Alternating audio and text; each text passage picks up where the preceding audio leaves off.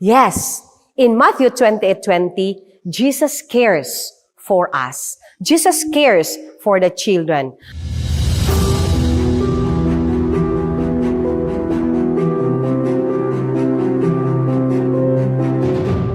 Si Jesus nagaingon sa Matthew 19:14, "Let the little children come to me, and do not hinder them, for the kingdom of God belongs to such as this." Sa panahon ni Jesus Christ, atong mahibalan nga ang mga elderly, they were treated with respect, while the children were pushed aside, considered unimportant. Sa akong paghinumdum, sa akong bata pa ako, naanagan mga bisita ng anha sa panimalay, muingon din ang akong amahan. Sa amo nga mga igsuon, ayaw gyud mo pag-agi-agi sa tubangan nga naa atong bisita. Dito ra mo sa kwarto. O ayaw gyud mo pagsaba-saba. Kay sa Spanish nga times, kung dili nato mapakita nga kita nag-respect sa mga elders, pag human nga ni uli na atong bisita, sure gyud, bunal gyud, or kusi gyud, nagay punishment nga magahitabo. But here, Jesus knew that the children are very important because the way that we treat them when they are still young will shape their minds, and as they grow, they will also respect others. Mo gyud na kung unsa man gud ang atong gitreat o gidisiplin sa atong mga kabataan ug unsa atong gipakita ngadto kanila, mausab kana ang ilang ipakita nga sila dako na ug mao kini ang i-train usab nila sa ilang mga kabataan. When older people treat children with love and respect, they will also learn to see God as loving and respectful. Kung ato usab gigiyahan ang atong mga kabataan, uban sa paghigugma, uban sa pagrespeto, usab sila mga dako nga adunay respeto o paghigugma sa ilang pamilya o sa ilahang mga kaigsuonan. Kung unsa ang atong pagdala o pagdisiplina sa atong mga kabataan, mauusab ang ilang ipakita nga diin sila mahimong hamtong sa ulihing panahon. Jesus cared for the young and the old alike. Fair, sa Ginoong Hesus, wala siya'y pinalabi. Busa gani ang makatawhan kung atong dili nato mapakitaan sa ilahang sa atong maayo nga kinaiya, or bisan pa atong panggipakitaan sa atong maayong kinaiya, ang respect, ang gugma, usahay dili gani nato makita nga in return they will do that to us. Di ba na ay saying gaingon, do unto others what you want others to do unto you. But still, mga kaigsuunan, mga kabataan, we should be humble at all times. We should be respectful at in all ages. Magagmay ba na ang atong makitaan nga mga kabataan ba, or mga hamtog ba, or mga tigulang. Kay bisan si Ginoong Hesus, iyang gi-focus ang iyang attention, ang iyang care, ang iyang paghigugma ngadto sa mga kabataan. And He teach His disciples about this. Bisan pa iyang mga disipulo, iya kining ginamaymayan, iya kining instruksyonan, ug iya kining ginapakita sa iyang binuhatan. That we will be more like Him. Di ba? Christ-likeness. The Christ-like character, maugyod ang atong ipakita ngadto sa kadaghanan. Si Jesus, atong nahibaluan nga sa didto siya sa Sea of Galilee, gikan sa bungtag hangtod sa udto na hapon na lang, nisalop na ang adlaw. Ang mga kaigsuunan, wala gyud natagam, or wala gyud sila gikapoy. Giganahan gyud sila sa pagpaminaw sa mga pulong nga nagagula sa baba ni Jesus Christ. Nalimot na sila nga, wala naman day sila nakakaon, gipanggutom na sila. And when Jesus saw that these disciples were there with these people, iyang gipangingnan iyang mga disipulo, ipalingkod ang mga katawhan because they are now hungry. Kinahanglan ato silang tagaan sa ilahang physical nga gikinahanglan, which is ang pagkaon. Si Jesus, gipanalanginan niya ang mga bata, iyang gipang-ayo ang mga bata, katong mga bakul, mga buta, gipanghilantan, ug dugay na nga naay mga balatian, iyang gipang-ayo kini, ug naulian kining tanan. Ug na-enjoy siya sa pagkauban ni ining mga kabataan sa ilang pag-worship, sa ilang pagkanta, pag-awit, o paghimaya diha kang Jesus Christ.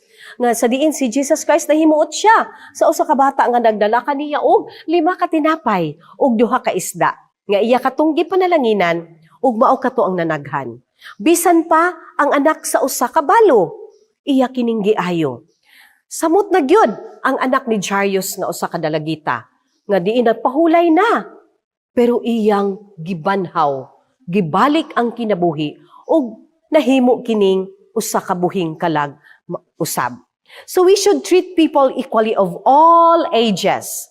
We should treat them with compassion, with love, with respect. Kay mo kana ang gusto sa Ginoo nga aduna nagpatigbabaw ka ng tanan. Kung kana naa ang tanan, minto say naa ang gugma. There is love in all ages, in all diverse places, in everything and everywhere. Dili gani gusto ni Jesus makita nga naayahang mga katawhan nga nagutom. Kay those people who were being fed with those 5 loaves of bread and 2 fishes were filled, not only physical, but the spiritual that they need that day. Jesus gave that food to them and He break it into pieces. Sa iyang gipanalanginan ang pagkaon, nanaghan kini, nagmultiply kini, ug naapay mga sobra nga mga pagkaon nga nangabili niini. And those who were not there in the Sea of Galilee, who witnessed how Jesus performed these miracles, break the bread and the fish into pieces, yet receive the blessings and began telling others about the blessings and the good news. Kaya napanalanginan usab, bisan katong wala didto sa pagkaon nila sa tinapay o sa katong isda, mura silag nakakita o na ilang na matikdan ang balang espiritu nga nagauban kanila o ilang gimantala ang maayong balita. Jesus welcomes mothers and children. Mao gyud ni ang usa ka dako nga kahangawa ni Jesus Christ. Kay ang mga kabataan were so special to Him. And so special that they have a special place in God's heart and in the kingdom of God. In Matthew chapter 19, it tells us that Jesus welcomes these children. And these children and these parents were so happy. Uy, naanagyud si Jesus Christ. And the news spread throughout the village. And those who were in the market heard that Jesus Christ is there. And they said, "Hoy, naana si Jesus Christ. We have to go. Jesus is here." The noise and the news and the laughters could be heard, and it ripples everywhere along the streets and to the marketplace. Mothers pick up their children. They began to sing. While children also pick up some flowers. Si Sarah, nagkuha siya mga bulak. Iyang gipang gather kay she wanted to give it to Jesus as a special person in her heart. Si David also, nagkuha siya pomegranate sa ilang table kay gusto niya dadun kang Jesus Christ. Kay gusto niya ipakaon si Jesus Christ sa iyang pomegranate. And Jesus was resting under the tree. Nagpahulay si Jesus Christ dito while waiting for these children. Then, Sarah runs toward Jesus. Nidagan si Sarah. Adto siya kang Jesus sa iyang pagdagan. Suddenly, she stops. Ngano ka nag-stop si Sarah? Maybe, her mother is calling her to go home and prepare meals. Or, why did Sarah stop? Ngano ni hunong siya? Siguro, kauladon. But the skies were blue. Ngano kaha si Sarah ni hunong sa tunga-tunga sa iyang pagdagan. Men with cross faces were standing nearby. Naaday dito ang mga disipulo. And they said to Sarah, "No, you can't see Jesus. He's tired and hungry. You have to go home, girl. Run away, little girl." And Sarah was so disappointed that she started to cry. When the mothers and the children saw what happened, lamiunta ilang katawa, lamiunta ilahang bahakak, while they were running and walking towards Jesus, nahunong ang ilahang pagkalipay. Sa nakita nila ang mga grumpy disciples, instead of those sweet smiles that they were waiting for a long time, turned into sad faces. Their plan to go and see Jesus failed. They were hurt. And Sarah started to cry. Nihilak si Sarah. She could not believe what she heard. This is too much for her. Sakit kay sa iya nga. Dili siya pa doon kang Jesus Christ. Then murag na ay nag-block sa iyang throat nga. Dagko kay mga luha. If you can see it, children, ang mga luha ni Sarah nangatagak na dagko kaayo. And that was a pity sight. Great was their desire to come close to Jesus. To come close to Him, to touch Him, to be with Him. But here they are. They were being disappointed, and they have to turn away to go home. When Jesus sees their sad faces, nasad po si Jesus Christ. Ingon siya, naanasad niya ako mga disciples, nganong ako naman ay silang giingnan, katupang ni aging adlaw, that these children were special to me, and they have a special place in heaven. Karon na usab, ila na pong ipalayo ang mga bata nga na kanako. And here they are, chasing them all away. They are so precious that their angels always see the face of my loving Father in heaven. Ingon siya, welcome them. Ayaw sila ipastop. Hey, ingon siya, don't turn these children away from me. They are special to me, and they love to see me, and they love to see also my Father in heaven. Because the angels are seeing these children gathering around their Father. Please, don't hold them. Let them come to me. And Jesus smiled and opened His arms and letting the children come to Him. Come, children, come to me. And you know what happened to these children? They ran towards Jesus.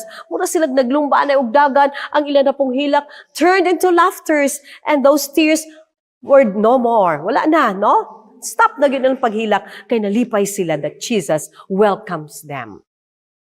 And then, Jesus picks up the smallest one. Luwi kay itong pinakagamay. Kay, nagkiang-kiang pa ang tiil. Jesus carried the smallest one and hugs her. Gitouch ang iyang ankle. Kay naatoy gamay nga piang. And then, it will be better for now, she said. And that little girl buried her face on the chest of Jesus. What a sight it was to behold, seeing these little children come to Jesus. Jesus loves them so much. How about you, children, mothers and fathers? Do you love Jesus? Yes, that's great. Jesus was happy seeing these children. When the children gathered around Him, He tells them about a shepherd who loves his sheep so much. Ingon siya, I have more than 100 sheep, and I can tell everyone their names. Kada usa sa ila, kay balo ko sa ilang mga pangalan. But when one sheep will be lost, will wander away, will be lost in the desert, or in the darkness, in the middle of the night, I have to go and look for that sheep, because I cared and loved that sheep so much, even if that is only one sheep that was lost. Like you, ingon siya sa mga kabataan. Kung kamo mawala, I have to call you back. I have to bring you back because I love you and I don't want to lose you. Not one soul should be lost. These are special words that the children never forget from Jesus. Ingon siya, I know your name one by one because you are different in another way. He saw the tired faces of the mothers. He could remember his own mother who speaks gentle words to him. And he said, always remember your mother who sacrificed for you, who cares for you, who loves you. Gikan sa inyong pag-anak sa inyo, hangtod sa inyong bagdagko. Do not always forget how your mother cared for you. Even though unsa nila kakapoy, unsa nila kaguol, but still, they love you because you are special. You are doing the most important work on earth, mothers. Mga inahan, dako ka inyo ha, og bililhon ka inyo hang katungdanan dinhi sa kalibutan. That's why mothers should be respected and should be honored. So, those mothers smiled with joy. Pagkanungog nila nga, they were given special attention of Jesus. So at the time, David gave the pomegranate to Jesus and he said, Jesus, this is for you because I love you. Oh, thank you, David. And once gikuha na ni Jesus ang pomegranate, nag-splash ka, it's juicy and it's sweet. Nag-splash ang iyang flesh. Ug niadto didto kang Jesus ang iyang mga asik-asik. But Jesus never mind that. He never mind those stains in his robe. He cares more for the children than for that one fruit. And then here comes Sarah. Sarah gave that bouquet of flowers to Jesus. And when Jesus received those bouquet of flowers, he weaves it into a beautiful garland and put it on the head of Sarah as a crown, as a princess. The disciples were very amazed and wondered. Si Jesus Christ nakigdula sa mga kabataan, naghugoy-hugoy sa mga kabataan, nagdagandagan, nagdula-dula. And all those laughters could be heard everywhere, anywhere. No? The Son of God playing with the children on earth. But here, the disciples learned that they need to welcome the children because Jesus loves these children. Mauna no nga si Jesus palangga gayud niya ang mga kabataan, palangga gyud niya ang mga inahan, bisan pa unsa kakapoy nila. Iyang gipadasigan ang mga inahan sa mga maaghop nga mga pulong. Ayaw ninyo kalimti ang amahan sa langit nga nagahigugma kaninyo. Iyang nakita ang tanang butang sa pag-amuma ni ining mga hamiling kalag nga mga mauning kabataan. Daon sa kadako sa gugma sa Dios sa iyang mga katawhan. Bisan sa mga pulong, nagapakita kini og paghigugma, pagpadasig, og kaluoy. Jesus took the children in His arms and blessed them one by one. The same with your family groups at home. Naaman mo karon nagatanaw sa kahanginan, mga kabataan, mga inahan, mga amahan. You can have family group circles. Maybe you can ask a group of prayer circle for your family for another family. Parents and grandparents can pray for their grandchildren. And grandchildren can also pray for parents and grandparents. So naay panag give and take, no? Pag-ampo kanunay sa tanang panahon. Pwede pud nga magsulat og papel. Isulat didto ang prayer. Kinsa ang ibotang ninyo nga as a prayer? Maybe it is an older person, a lolo, a lola, a neighbor, or a couple. Make an invitation card or a gift. I-treat them sa pagkaon sa gawas or pwede ninyo dadaan sa inyong panimalay og pagkaon. Teach them, pwede po mga special games. Mga dula, katong mga dula sa una sa mga ginikanan, pwede dulaon sa ginikanan sa ilang mga kabataan. O ang mga ginikanan usab, maghimo og mga dula sa karon nga mga dula para sa ilang mga ginikanan. Parents can teach also skills like stitching, mga pagtahi-tahi, mga gardening, also baking, which is a nice habit or a hobby. Shall we say, makatuon kining mga kabataan nga mahimong maayo sa puloy-anan, aduna sila'y matunan. So swap roles for an hour. Pwede na pud ang mga ginikanan, tudloan na pud sa mga kabataan. Parents pretending to be children and children pretending to be parents. So maay na siya give and take no nga role no sa panimalay. And then Jesus welcomes mothers and children. Jesus focused on showing them special care and attention. Kadaghan sa mga panahon, diin si Jesus nag-ayo sa mga balatian sa mga kabataan. Mga buta, nakakita. Mga piang, nangaayo. Mga may sakit na ulian. O daghan pagayod nga iyang natabangan. Gipangampuan, gitudluan sa mga pulong nga langit. Do you know that Jesus loves you? Yes. In Matthew 28:20, Jesus cares for us. Jesus cares for the children. Nagatudlo kini nga ang magbalantay, nagahatag sa iyang tanan nga mga butang, aron siya gisugo sa Ginoo. Og ania karon ang Ginoo nagaingon, ako mga uban kaninyo kanunay hangtod sa katapusan sa kalibutan. Sa Matthew 6:23 nagaingon, Jesus provides what we need. Nagaingon ang Ginoo, kung ang imong mga mata dautan, ang tibuok mo nga lawas mangitngit.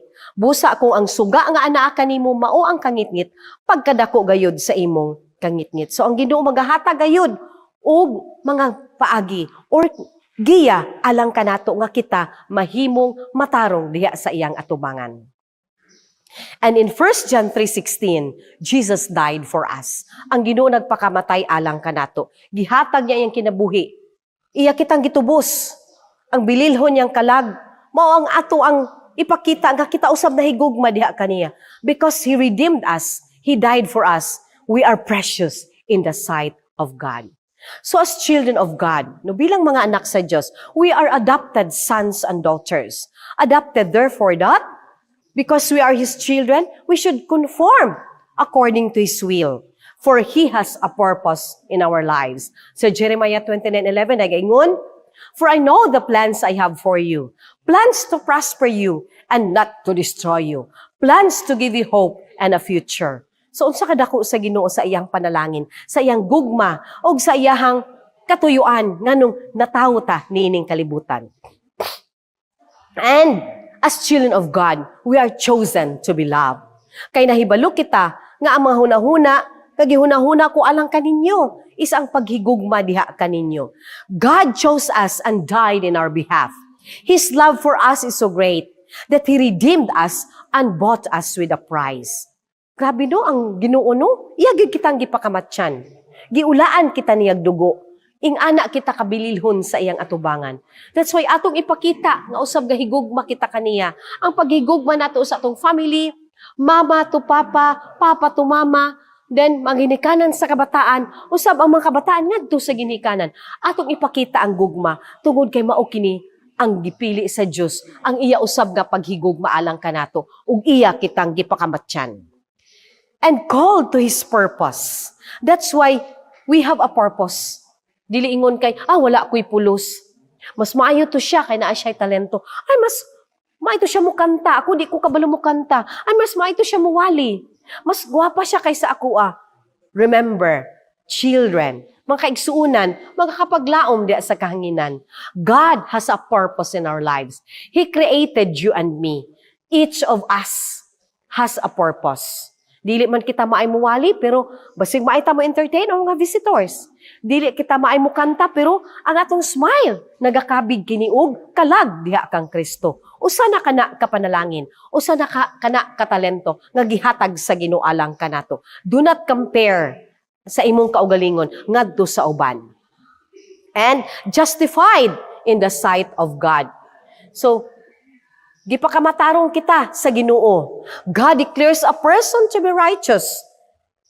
Ang usa ka tao matarong kung siya inosente diha sa sala. Ug usa ka na ka gift from God that comes through faith with Jesus. And glorified together with Jesus. When we are glorified, kung kita gipadako, gipataas sa Ginoo, then we no longer suffer sin and death. We no longer suffer heat, cold, hunger, and thirst. We are clothed in the righteousness of God. No?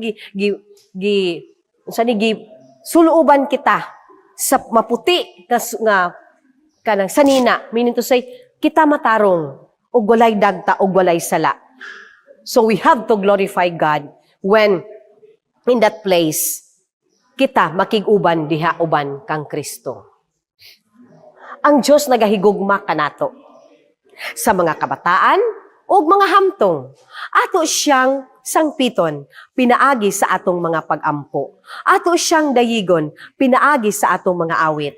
Ato siyang higugmaon sa atong tibuok nga kinabuhi.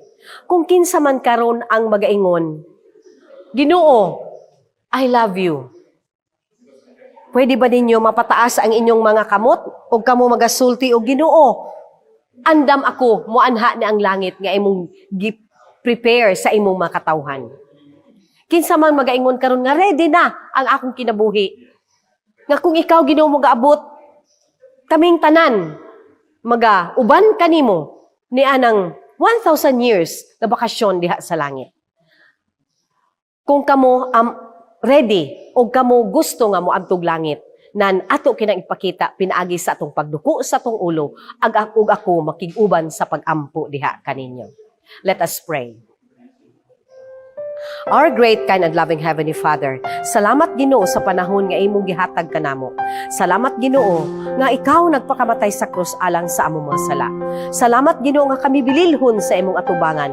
Ug salamat nga ikaw sa tibuok nimong kinabuhi nagapalangga kanamo, nagahigugma kanamo, bisan pa kami masalaypon, bisan pa kami dili takus og tarong diha sa imong atubangan, bisan pa kami sa among buhat, sa among panghunahuna ug sa among panggawi makasasala gayon. Lord, O Diyos, pasayloa kami sa among mga sala. Putlia kami, nga mahimo kaming matarong, ug mahimo kaming magmahigugmaon, puno sa gugma sa among mga kabataan, sa among mga ginikanan, aron kami Ginoo, puno sa gugma ug andam, nga mupahat sa mensahe, nga mugawa ang mupakita namo ang balang espiritu ngadto sa kadaghanan. Kay ang bunga sa balang espiritu mao kini ang paghigugma, pagpakigdait, pagpaubos, paglahutay, pagantos, paghimog maayo, ug labaw sa tanan Ginoo nga kami mahimo ng imo diha sa gingharian sa langit. Salamat Ginoo nga ikaw nagapasaylo sa among mga sala. Salamat nga ikaw nagpakamatay sa krus alang kanamo. Kami Ginoo nagahatag sa among kaugalingon diha kanimo. Kini among gitugyan ug gilauman nga imo kaming pasayloon sa among mga sala sa ngalan ni Jesus. Amen.